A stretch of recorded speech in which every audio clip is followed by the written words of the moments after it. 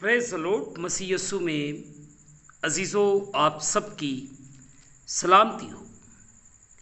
जैसे कि आप सबको मालूम है, इस चैनल का मेन मकसद जो है कि तमाम हमारे बहन भाई अपने दिन को कलाम मुक़द्दस को सुनने और इसको पढ़ने और दुआ के वसीले से शुरू करें, क्योंकि जिन हालात में से मैं और आप गुज़र रहे हैं, हमारे पास इतना हम बिज़ी हैं कि हमारे पास रत्ती भी टाइम नहीं कि हम कलाम मुक़द्दस को खोल सकें।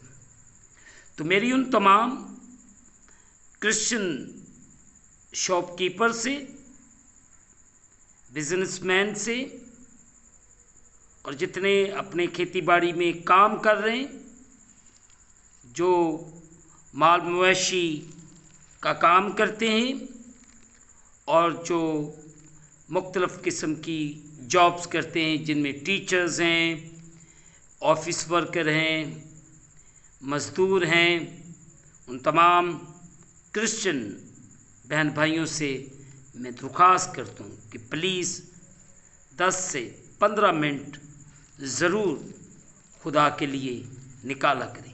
अगर आपके पास बाइबल मुक़द्दस को पढ़ने के लिए वक्त नहीं है तो राह चलते हुए आप कलाम मुक़द्दस को ज़रूर सुनें और यहाँ थोड़ी देर के लिए जिस भी जगह पे रुक जाएं और खुदा के कलाम को सुनें, ताकि आपकी ज़िंदगियों में तब्दीली आए। सो अजीज़ों, आज के इस खूबसूरत दिन का आगाज़ इमसाल उसका 21वां बाब उसकी 13वीं आयत से लेकर 19वीं आयत तक कलामे खुदा में से तलावत को सुनेंगे। पाक कलाम में से आज सुबह की तलावत को सुने। इमसाल उसका 21वां बाब उसकी 13वीं आयत से लेकर 19वीं आयत तक आज की तलावत को सुनने के वसीले से हम इस दिन को शुरू करेंगे। सो अजीज़ों, कलामे खुदा में यूं लिखा है, जो मस्कीन का नाला सुनकर अपने कान बंद कर लेता है, वो आप भी नाला करेगा और कोई ना सुनेगा। पोशीदगी में हदिया देना कहर को ठंडा करता है और इनाम बगल में दे देना गज़ब शदीद को। इंसाफ करने में सादक की शादमानी है, लेकिन बद करदारों की हलाकत। जो फहम की राह से भटकता है, मुर्दों के गौल में पड़ा रहेगा। अयाश कंगाल रहेगा, जो मैं और तेल का मुश्ताक है, मालदार ना होगा। शरीफ सादकों का फिदिया होगा और दगाबाज रासबाजों के बदला में दिया जाएगा। बियाबान में रहना झगड़ालू और चिड़चिड़ी बीवी के साथ रहने से बेहतर है। मुक़द्दस पाक कलाम के पढ़े और सुने जाने से हम तमाम सुनने वालों को खुदावंद के पाक कलाम के वसीले से बरकत मिले। आमीन। आए अजीज़ों, जो आज सुबह हमने हिस्सा तलावत किया है, इसमें से 21वें बाब की 13वीं आयत पर गौर खोज करेंगे। मस्कीन का नाला। अजीज़ों, मुक़द्दस सुलेमान बादशाह इसमें हमें वाज़िया तौर पर सिखाते हैं कि अगर हम चाहते हैं कि हमारी ज़रूरत के वक्त खुदा हमारी दुआओं का जवाब दे, तो हमें भी प्यार और मोहब्बत से दूसरों की ज़रूरियात का ख्याल रखना और उनकी मदद करनी चाहिए। मेरे बहन भाइयों, हमें अमली तरीकों से रोज़मर्रा ज़िंदगी में दूसरों की मदद करनी चाहिए। अगर हम मुक़द्दस मत्ती की मुआरफत लिखा गया अंजीली बयान उसका 25वां बाब उसकी 31वीं आयत से लेकर बाब के आखिर तक यानी 46वीं आयत तक देखें तो यहाँ पे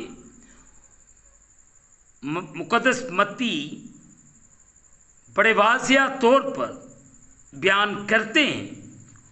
जी सुनिएगा 31वीं आयत से। आखिरी अदालत। जब इब्ने आदम अपने जलाल में आएगा और सब फरिश्ते उसके साथ आएंगे, तब वो अपने जलाल के तख्त पर बैठेगा और सब कौमें उसके सामने जमा की जाएंगी और वो एक दूसरे से जुदा करेगा, जैसे चरवाहा भेड़ों को बकरियों से जुदा करता है और भेड़ों को अपने दाहिने और बकरियों को बाईं खड़ा करेगा।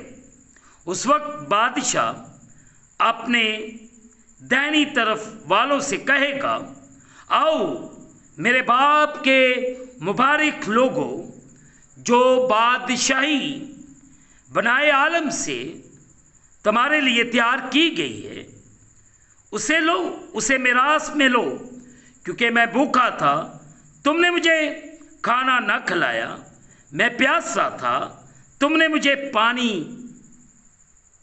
पिलाया, मैं परदेसी था, तुमने मुझे अपने घर में उतारा, नंगा था, तुमने मुझे कपड़ा पहनाया, बीमार था, तुमने मेरी खबर ली, कैद में था, तुम मेरे पास आए। तब रास्तबाज जवाब में उससे कहेंगे, ऐ खुदाम, हमने कब तुझे भूखा देखकर खाना खिलाया या प्यासा देखकर पानी पिलाया? हमने कभी तुझे परदेसी देखकर घर में उतारा या नंगा देखकर कपड़ा पहनाया? हम कब तुझे बीमार या कैद में देखकर तेरे पास आए? बादशाह जवाब में उनसे कहेगा, मैं तुमसे सच कहता हूँ कि जब तुम मेरे इन सबसे छोटे भाइयों में से किसी के साथ ये सलूक नहीं किया तो मेरे साथ किया। वो फिर बाईं तरफ वालों से कहेगा, ऐ मलाउनो, मेरे सामने से उस हमेशा की आग में चले जाओ जो अबलीस और उसके फरिश्तों के लिए तैयार की गई, क्योंकि मैं भूखा था, तुमने मुझे खाना ना खिलाया, मैं प्यासा था, तुमने मुझे पानी ना पिलाया, परदेसी था, तुमने मुझे घर में ना उतारा, नंगा था, तुमने मुझे कपड़ा ना पहनाया, बीमार और कैद में था, तुमने मेरी खबर ना ली। तब वो भी जवाब में कहेंगे, ऐ खुदा, हमने कब तुझे भूखा या प्यासा या परदेसी या नंगा या बीमार या कैद में देखकर तेरी खिदमत ना की? उस वक्त वो उनसे जवाब में कहेगा, मैं तुमसे सच कहता हूँ कि जब तुम इन सबसे छोटों में से किसी के साथ ये सलूक ना किया तो मेरे साथ ना किया, और ये हमेशा की सज़ा पाएंगे, मगर रास्त बास हमेशा की ज़िंदगी। आमीन। अजीज़ों, हमने वाज़िया तौर पर देखा, अब हम देखते हैं याकूब का आम खत। यहाँ पे भी हमें वाज़िया तौर पर ये बात सीखने को मिलती है।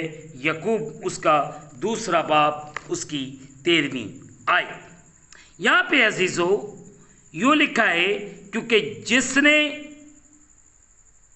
रहम नहीं किया उसका इंसाफ बगैर रहम के होगा। रहम इंसाफ पर गालिब आता है। मेरे लिए और आपके लिए चैलेंज है, आज सुबह इस बात को सीखें। क्या मैं और आप एक दूसरे से पर रहम करते हैं? क्या हम एक दूसरे की कदर करते हैं?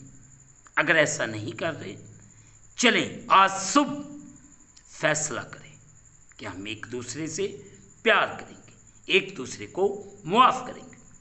अगर तुम रहम करोगे तो तुम उन तमाम बातों पर गालिब आओगे। आज सुबह खुदावंद मुझे और आपको बरकत अता फरमाए, ताकि हम दूसरों पर ना हंसे बल्कि उनकी रोने को, हम उनके आंसुओं को पूंछने वाले बने। अगर हम दूसरों के आंसू पूंछेंगे तो फिर हमारे भी कोई आंसू पूंछेगा। खुदा मुझे और आप सबको बड़ी बरकत दे, आमीन। दुआ करें। कादिर मुतलक खुदावंद, तेरे प्यारों के लिए शुभ बरकत चाहता हूँ।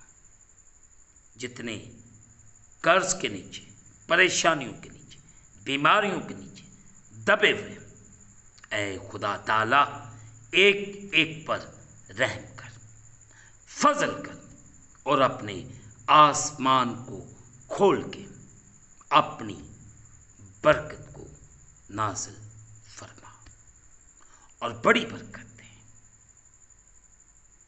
ऐ खुदाए कुदूस, खुदाए वाहद, बादशाहों के बादशाह, खुदावंदों के खुदावंद, तेरे रहम को, तेरी कुदरत को तेरे लोगों के लिए मांगता हूँ।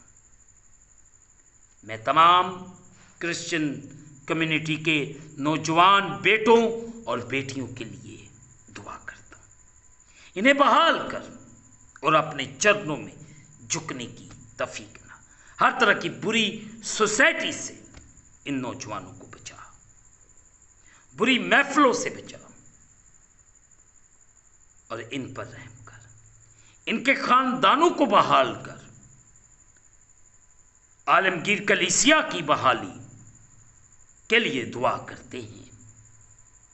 तेरे तमाम खदाम के लिए बरकत चाहते हैं। इन्हें दयानतदार और वफादार बना। सब पर रहम कर, सबको बरकत दे। शुक्रगुजार हूं तेरे लोगों के लिए जो अपने दिन को कलाम मुकद्दस को पढ़ने या सुनने के वसीले से शुरू करते हैं।